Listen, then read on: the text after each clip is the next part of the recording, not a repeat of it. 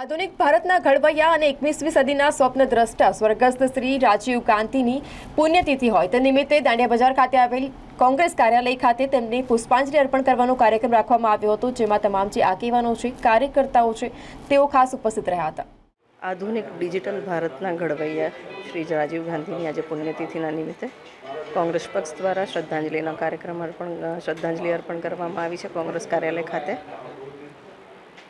ભારત દેશનો સાચે કોઈ વિકાસની હરણફાળ તરફ લઈ ગયો, વિકાસની દિશા તરફ લઈ ગયો હોય તો એ ડિજિટલ ક્રાંતિ.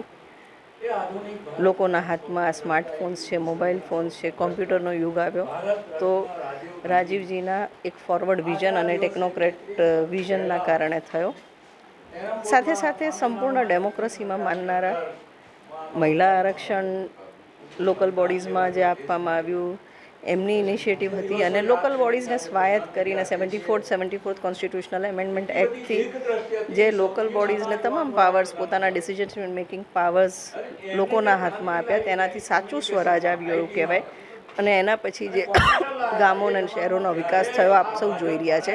અને જે રીતના ભારત દેશે ડિજિટલ યુગમાં પગ મૂક્યો અને સમગ્ર વિશ્વમાં આઈટી થ્રુ પોતાનું એક મહત્ત્વની પોઝિશન હાસિલ કરી શક્યા છે, એવા શ્રી રાજીવ ગાંધી જેમને દેશ માટે બલિદાન કર્યું, તેમના ફેમિલીએ તો એમને મોટો લોસ જોયો જ છે. અને જે રીતના એમની ડેડ બોડી શ્રી પેરમ્બદુરમાંથી સમગ્ર ભારત દેશ રડી પડ્યું હતું, આજે એમની પુણ્યતિથિના દિવસે એમને સાચી શ્રદ્ધાંજલિ અર્પણ કરવા કોંગ્રેસ પક્ષ દ્વારા પુષ્પાંજલિનો કાર્યક્રમ.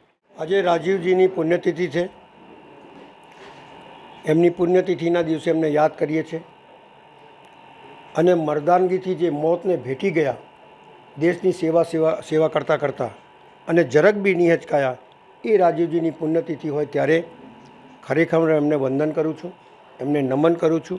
દેશ માટે જે કરી ગયા છે તે કહે છે કે દેશને શક્તિશાળી બનાવવા માટે શું જોઈએ, તો દેશને શક્તિશાળી બનાવવા માટે જે એમની વિચારધારા હતી તે કે મહિલાઓની બી ભાગીદારી હોય, યુવાનોની બી ભાગીદારી હોય, ગરીબોની બી ભાગીદારી હોય, અમીરોની બી ભાગીદારી હોય, એ પ્રકારેનો દેશ મજબૂત થાય. એમના સમયમાં નિર્ણય લેતા વખતે એમના ઘણા નિર્ણયોમાં બહુ મોટા વિરોધો થયા. જેમ કે મહિલાઓની અંદર 33% જે ભાગીદારી પંચાયતોમાં કરી, ત્યારે પંચાયતમાં ચૂંટાયેલા જે સભ્યો હતા, જે પ્રમુખો હતા, એમને બહુ નારાજગી વ્યક્ત કરી હતી.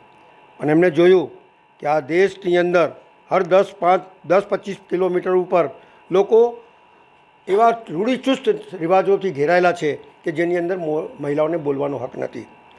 આટલો મોટો ઘૂંઘટો તાણે અને બોલવા ના દે, જે થાય તો અંદર જતો રહે, એ પ્રકારનું આ દેશ હતું. ત્યારે એમને શક્તિથી પંચાયતી રાજની અંદર 33% ભાગીદારીનો પહેલો કદમ ઉઠાયો. વિરોધ થયો, પણ ધીમે ધીમે આજે દેશ જો કઈ રીતે મહિલાઓ આગળ વધી રહી છે. 18 વર્ષના યુવાનોને મતદાતા બનાવ્યા. યુવાનોની બી એ ભાગીદારી હોવી જોઈએ એવું રાજીવજી સમજતા હતા. ડિજિટલ ઇન્ડિયા, પત્રકારોની અંદર સ્વતંત્રતા, એ એમના જે હતા એ કહેતે ને કે મોહબ્બત બી જો કરી તો શાન સે કરી ઓર મૌત કા ફર્જ બી જો નિભાયા તો શાન સે નિભાયા. એ રાજીવજી પોતે ગાડી ચલાવતા હતા અને દરેક ઉદ્ઘાટનમાં જઈને ત્યાં પહેલાંથી જઈને પૂછતા હતા કે ભાઈ એ બગીચા કબ લગાયા હે, તો લોકો કહેતા કલી લગાયા હે. એટલે સાચી વાત જાણવું. મેં 1 રૂપિયા દેતા હું તો લોકો તક 15 પૈસે પહોંચતે હૈ. સાચી હકીકત લોકોની સામે મૂકવી એ મર્દાનગી હતી. આજે તો ચોરી કરે, ઉપરથી દાદાગીરી કરે, એ જાતની રીતિ નીતિ. લોકોને બહુ મોટી વાતો કરે અને પોતે જડ સુરક્ષામાં રહે.